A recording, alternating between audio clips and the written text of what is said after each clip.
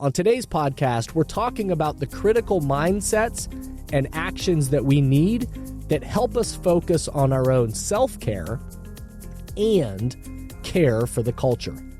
The best leaders and teams on the planet are empowering individuals to continue to develop how they care for themselves and the commitment they make to caring for the culture as a whole. Welcome back to The Thermostat with Jason Barger. If you're currently on a commute, a walk, or just a micro break in your day, glad you're making time to step back, to think, and to reflect on the next steps on your journey. I've never been more convinced the best leaders and team cultures in the world are the ones that make time to step back, breathe in good oxygen, and calibrate their thermostat. I hope today's conversation leaves you feeling grounded and inspired. Now let's dive into today's topic to engage our minds and hearts in order to authentically lead and create compelling cultures wherever we are in the world.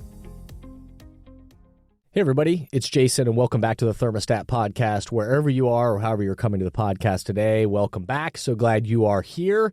We're in season 7, 200 episodes or something like that, and so glad that this continues to grow and spread. So if you are new to the podcast, welcome. So glad you're here. If you're one of the OGs that have been with us from the very beginning, thank you. So glad that you continue to come back and this continues to add value to your life and your work.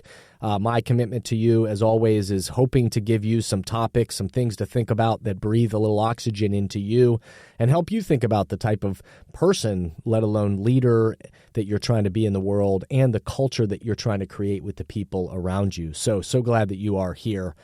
Before we dive into today, if you'll do me the quick favor, of course, rate the podcast 5 stars, leave a nice review authentically in your own words, and share the podcast. Any of the topics that resonate with you, share them with the people in your network, your colleagues, share them on social media, whatever those things are. Those 3 ways, rating it, the podcast, leaving a review in your own authentic words, and sharing the podcast, those are the ways in which this spreads. And that's the way the algorithms work too. So they keep telling us this is what we got to get people to do. So I hope you will help me in that effort to amplify these messages. So thank you.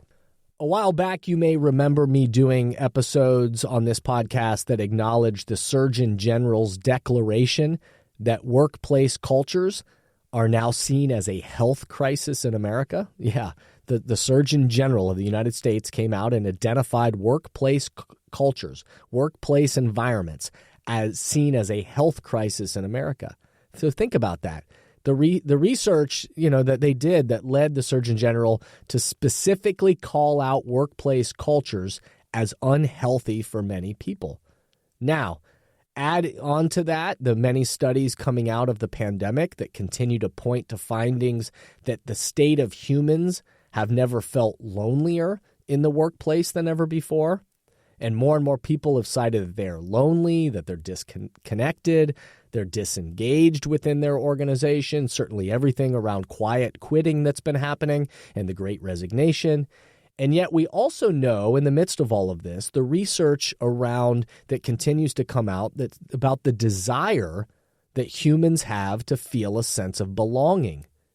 So we have a problem, which means a tremendous opportunity, by the way, for all of us leaders and all of us humans, all of the teams and organizations that are trying to bring people together in the world to do anything. There's a tremendous opportunity to engage people. And we've also been talking over the last few episodes about the fact that the healthier cultures actually lead to better performance. Culture actually is an indicator. It improves performance, and that the best organizations are moving beyond a focus of just finding the right people for a quote-unquote cultural fit. If you remember the episode that I did, nudging us to think beyond just cultural fit and really think about cultural fitness. And so many of the leaders, teams, and organizations, the best in the world, are focused on their ongoing cultural fitness. They're continuously working on the culture of how teams do what they do. Is that the how we show up together is as important as what we're going to actually go do. And that is what helps determine a lot of the success and creates also a culture that others want to be a part of, that people are attracted to, and that people want to stay and be developed for the future. And so it all feeds off of each other, but we have to keep working on our cultural fitness. So on today's podcast, we're talking about the critical mindsets and actions that we need that help us focus on our own self-care and care for the culture. The best leaders and teams on the planet are empowering individuals to continue to develop how they care for themselves and the commitment they make to caring for the culture as a whole. But before we dive into today's topic, let's pause, take a quick break, and we'll be right back.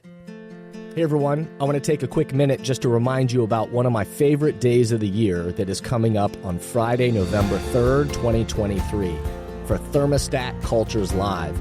This is a powerful day of development that I host and an opportunity for us all to step back, take a deep breath, and calibrate our thermostats for the road ahead in our own leadership roles, our lives, and certainly with the cultures that we are creating.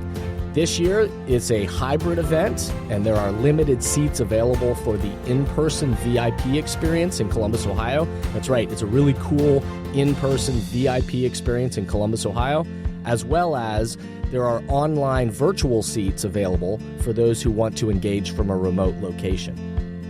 As always, I'll be joined by amazing thought leaders from around the globe, and it will be a day you won't want to miss. So visit thermostatcultureslive.com, thermostatcultureslive.com to learn more and to reserve your seat or seats for your entire team. So again, studies show that we've never been lonelier in the workplace, that there are many toxic work cultures out there. People feel disconnected, disengaged in many ways, just going through the motions. And yet again, studies also show that people want a sense of belonging and they want to be a part of a more meaningful culture. So a couple of reminders about culture, again, that those of you that are avid listeners to this podcast or have read any of my books, Thermostat Cultures especially, or the latest one, Breathing Oxygen, then you know that when I talk about culture, that I remind us that culture is dynamic, which means it's always changing. It's not static. It's always evolving, growing, and changing. And it's shaped moment by moment every day by the way we think, act, and interact. Every single person within a cultural ecosystem helps create the culture in healthy or unhealthy ways by the way they think, act, and interact. And certainly on a past episode that I've done, I've talked about the idea of cultural dissonance. Cultural dissonance. You can look up that episode if you don't remember that one and listen to that one. But cultural dissonance is when our actions and behaviors do not align with the culture we say we want. So our own personal self-care is critical to all this. If we want to create a culture that other people want to be a part of, then we as people and members of that ecosystem, and certainly leaders, our own personal self-care is critical.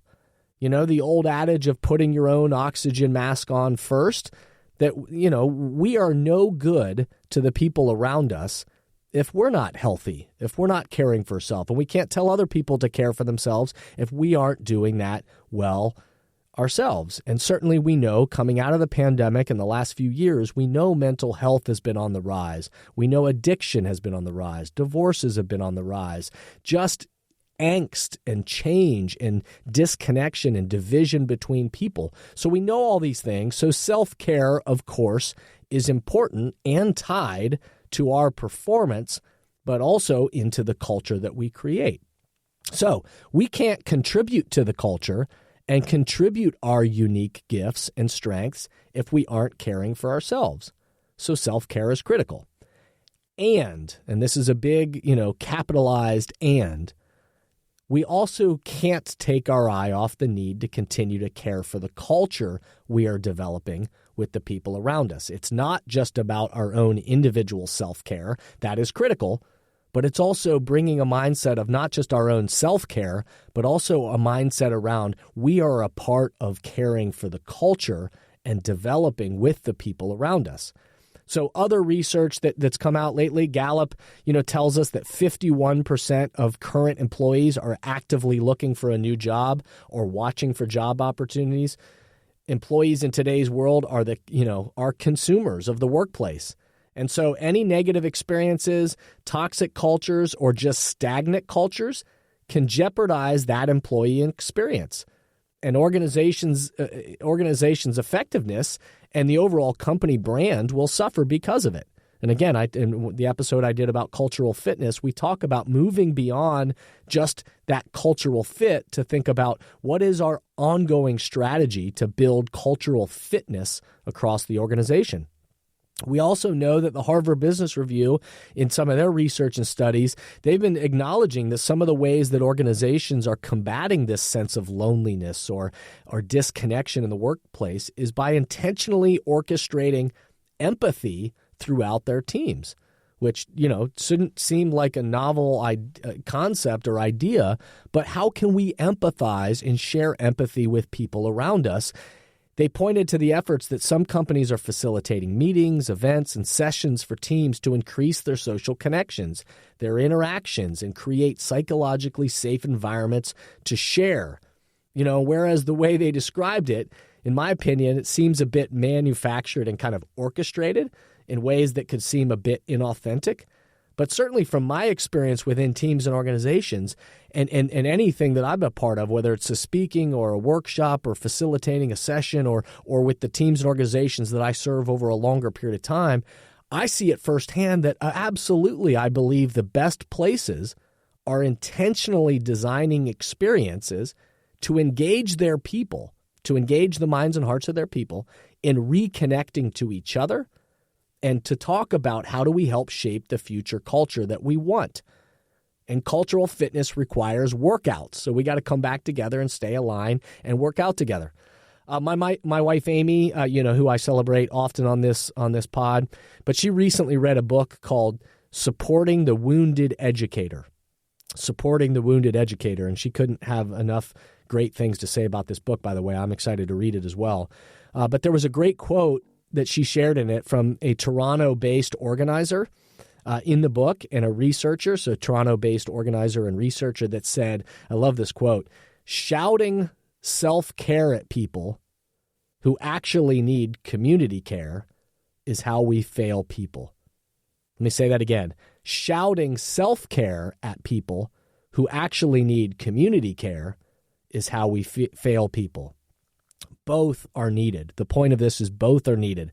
Our own self-care and our focus on caring for the community, caring for the culture that is around us. We must, we have an opportunity to make an intentional investment in our own personal health as well as our organizational health. So here are a few things I'm trying to focus on. I'll personalize it for my own self-care and also my mindset about not only my own self-care, but my care for the cultures around me. So here are the things that I'm trying to focus on. I'm trying to focus on, first, my rest. My rest. That's a focus of mine. My self-care begins with not just running myself into the ground. I know I need to be thoughtful about my own personal resting of my mind, my body. I try to have intentional strategies throughout a day, a week, a month, and a year to rest my mind, my body, so that I can be at my best when my best is needed. If you want to know more about that, you can certainly listen to the podcast that I did about the power of rest and that connection to lead performance. Or I've got a whole chapter in my book, Breathing Oxygen, about this idea of how rest actually impacts our performance. So I'm focused on, for my own self-care and also the care of the culture around me, I'm focused on my own rest and knowing I want to be able to be at my best when my best is needed. I'm also focused on my own strength. I know that I think more clearly and I feel better when I'm physically in better shape and I'm moving my body. And so I'm intentionally staying committed to workouts, to walks, to stretching, to keeping my body moving so that I can care for my body too. And I know that when I feel better, my performance typically follows. I'm also focused on my joy. Some of the most important self-care these days is asking the question of what brings me joy. Moving beyond any sense of obligation or what I quote unquote should do, but to ask the question of what truly brings me joy and rejuvenates me in ways that brings care to myself.